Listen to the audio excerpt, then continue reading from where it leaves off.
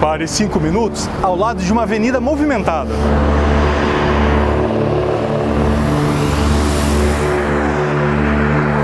Você consegue perceber o quanto de poluição é despejada na atmosfera? Agora pense que essa imagem representa uma fração de tempo mínima num ponto insignificante do planeta, se compararmos com a totalidade do mal que estamos fazendo ininterruptamente ao nosso mundo. Secas, queimadas, furacões, enchentes. Esses e tantos outros desastres estão sendo potencializados pela destruição humana. Nosso planeta Terra pede socorro e neste programa vamos explicar por que as mudanças climáticas são tão perigosas.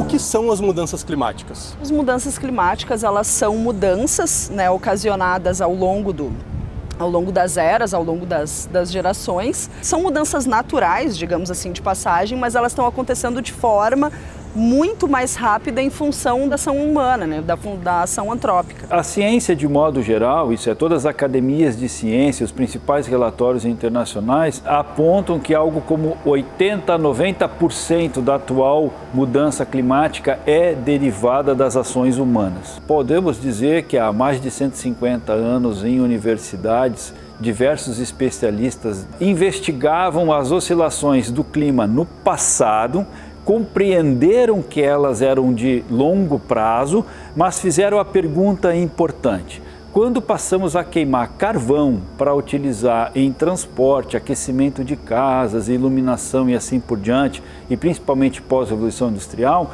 a queima desse carvão resulta em CO2 na atmosfera, e o CO2 é um gás de efeito estufa. Então, os cálculos naquela época já indicavam que o acúmulo ou a contínua queima de carvão e depois de combustível fóssil iria aumentar a concentração de um ou outros gases de efeito estufa, e isso levaria ao aumento da temperatura, que guiaria então o derretimento de geleiras, o aumento do nível do mar, o incremento de tempestades severas, ondas de calor, estiagens e assim por diante. Nós levamos todo o sistema natural do nosso planeta ao limite da sobrevivência da vida de modo amplo e geral. A maior parte da população mundial é vulnerável às mudanças do clima, por exemplo, aumento de temperatura, ondas de calor. Só no ano de 2022 morreram mais de 60 mil pessoas na Europa por conta das impactantes ondas de calor. Essa mudança climática, além de ela afetar as pessoas diretamente quanto à sua integridade física, ou seja, ela pode causar, sim, e causa mortes, ela também causa situações como refugiados, deslocamentos no mundo inteiro, provocados por escassez, provocados por secas ou por outras situações extremas.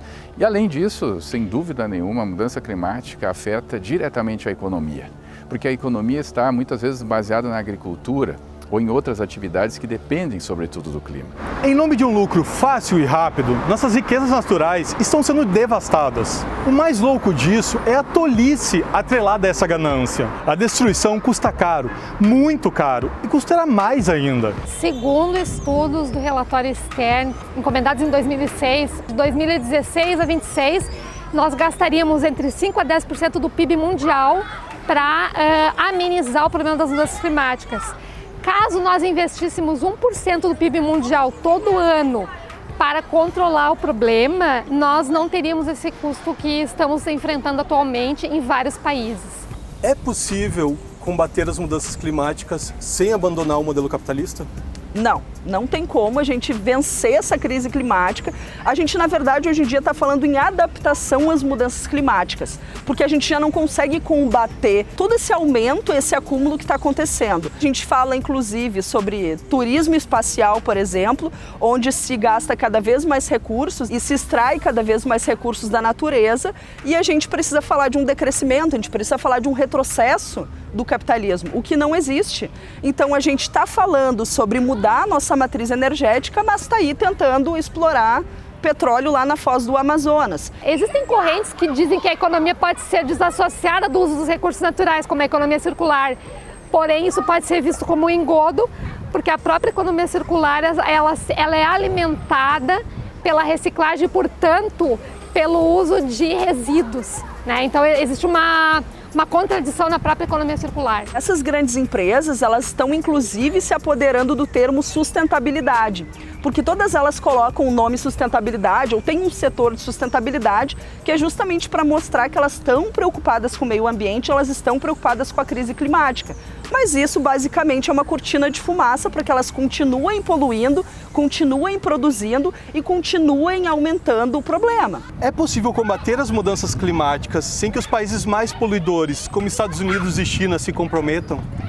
Não, já vimos essa lição pelo Protocolo de Quioto, que levou de 1997 até 2005 para entrar em vigor.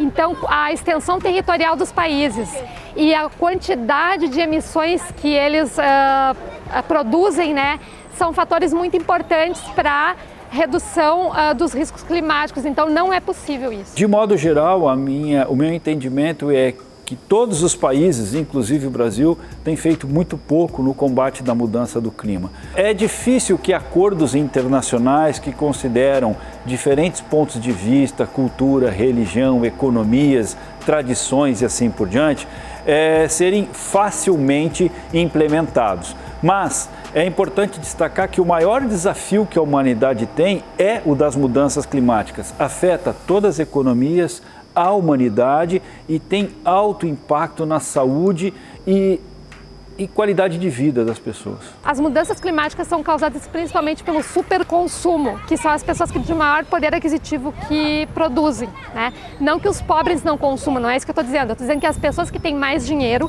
elas consomem bens muito elaborados que geram maior impacto ambiental. E quem é que sofre com as mudanças climáticas, com as inundações e deslizamentos de terra? São as pessoas mais pobres que não têm acesso à moradia, a uma moradia alternativa. Portanto, elas vão estar com um prejuízo material e emocional. As mudanças climáticas são ruins, mas o pior é que afetam as pessoas de maneira desigual. Pessoas pobres, periféricas, mulheres e negros, por exemplo, são vítimas da injustiça climática. Lá em 1968, né, com a última visita do Martin Luther King para visitar um lixão no Tennessee, ele percebeu que um grupo de trabalhadores estava sendo alocado cada vez mais para um espaço onde eram realocados os dejetos tóxicos da indústria. E ali ele percebeu que as pessoas que eram realocadas para esses espaços eram justamente pessoas negras, pessoas periféricas que iam sendo empurradas cada vez mais para a margem da sociedade. Então ali se começou nessa luta por direitos civis, só que envolvendo a questão ambiental. Então isso lá em 1968. Aí em 1987, um professor, né, o Robert Bullard, ele fez uma pesquisa e ele deu um nome para isso. Ele deu um nome de justiça ambiental. Então foi a partir dali, primeiro surgiu a justiça ambiental, né, para falar justamente quem eram essas pessoas que estavam sendo colocadas às margens da sociedade para sofrer esses impactos. E a partir disso, com a questão climática, se passou a falar inclusive de justiça climática. Então se fala também da questão de justiça climática, ela está muito envolvida na questão da justiça ambiental. Só que a justiça climática hoje em dia ela está muito mais dentro do aspecto do direito, né? E a justiça ambiental ela é tratada por biólogos, sociólogos, porque ela tem uma ampla convergência dentro dessa temática, né? O termo racismo ambiental surgiu também deste mesmo movimento? Sim, o termo racismo ambiental ele surgiu a partir dessa manifestação que se percebeu que dentro desse grupo de pessoas que estava sendo impactado por esse acúmulo de desigualdades, essas pessoas elas eram em sua grande maioria pessoas negras, né, pessoas periféricas e racializadas. Como essas desigualdades operam num contexto de mudanças climáticas? Bom, a prova disso, eu inclusive estou fazendo a minha pesquisa de doutorado numa ocupação urbana lá no município de São Leopoldo, no bairro Santos Dumont, e a prova disso é que quando aconteceu o ciclone do dia 15 de junho, esse ciclone ele atingiu muitas áreas, claro, o município de Novo Hamburgo ficou boa parte dele debaixo d'água, São Leopoldo debaixo d'água, várias cidades do Rio Grande do Sul ficaram debaixo d'água. Porém, as pessoas mais impactadas sempre são as pessoas que moram na beira de rios, de arroios, e essas pessoas foram as pessoas que foram empurradas para as margens da sociedade, né? São pessoas marginalizadas. As desigualdades econômicas e sociais, elas se amplificam com o atual cenário de mudança do clima. é cada vez mais difícil, principalmente para povos e culturas, por exemplo, as mais isoladas. Vamos dar um exemplo, os indígenas. Eles sofrem completamente com a mudança do clima e não são responsáveis pela mudança do clima. Então, é muito desigual o que a maior parte da humanidade sofre ou paga pela mudança climática gerada, em especial pelos países mais desenvolvidos e industrializados ao longo do último século.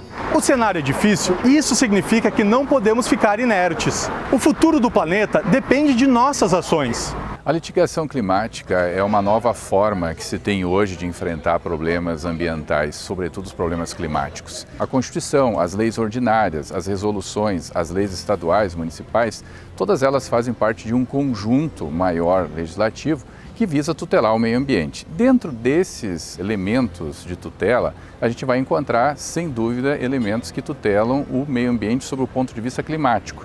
Mas, quando esses preceitos não são observados pelo Estado, leia-se aí o Poder Executivo, é possível, então, se agir de uma forma processual para que o Estado cumpra com algum desses preceitos. Então, seria o litígio no sentido da ação judicial com o objetivo de fazer valer uma norma que tenha como fundamento a proteção do meio ambiente, especificamente em relação à mudança climática. E esse tipo de litigância ou de litígio climático, ele está sendo agora utilizado não só no Brasil como no exterior, como uma forma, uma alternativa bastante viável para fazer valer esses direitos, ou seja, os direitos humanos e fundamentais de se ter um meio ambiente equilibrado e um clima tutelado. Isso é uma certa inovação nos dias de hoje. Do ponto de vista do tomador de decisão, isso é dos gestores públicos, o Congresso, etc., o que está saindo para nos legislar ainda é muito tímido. A gente já sabe que o mercado de crédito de carbono na última década ou mais, ele serviu para continuar enfatizando o consumo e o aumento do consumo de combustível fóssil, ao invés da gente ter avançado com maior velocidade na transição. As mudanças climáticas, elas têm uma ramificação social, econômica, política muito profunda. Se acreditava há poucos anos atrás que essas mudanças, ou melhor, as consequências dessas mudanças, fossem eventos mais a longo prazo. Se calculava datas como 2050, 2100, e em poucos anos se refizeram todas essas estimativas para dizer que elas já estão acontecendo. O relatório do IPCC de 2018 saiu um dado muito alarmante, que a gente tinha de 2030 a 2050, a gente precisava reverter o quadro, porque a gente não poderia chegar a 1,5 grau, que era o que estava previsto de 2030 a 2052. No relatório desse ano, que saiu de 2023, a gente já chegou a 1,2 graus. Então a gente não tem outra alternativa senão frear. E não é nem reduzir, a gente precisa frear esse modelo econômico que a gente vive. Senão a gente não consegue combater as mudanças climáticas. E o problema principal é que a adaptação nessa perspectiva significa, por exemplo, ter recursos financeiros, recursos tecnológicos, vontade política, ou seja, aqueles mais adaptados vão ser aqueles que têm mais recursos, aqueles menos adaptados que vão sofrer as principais consequências das mudanças climáticas. Então, sim, o futuro nos reserva grandes desafios, são desafios de adaptação, não mais de reversão desses processos, e é preciso ter aí uma colaboração internacional nesse sentido, em termos tecnológicos, de recursos, para que as nações menos favorecidas possam fazer frente a esse problema. O nosso mundo é complexo, surpreendente, exuberante.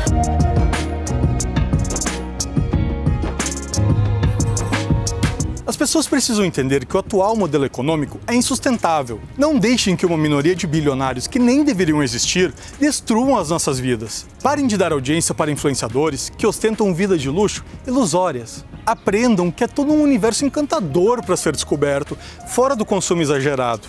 Ajudem a cobrar mudanças estruturais reais na nossa sociedade, para frear o fim do planeta Terra como conhecemos. Nós precisamos de uma revolução ecológica, faça parte dela.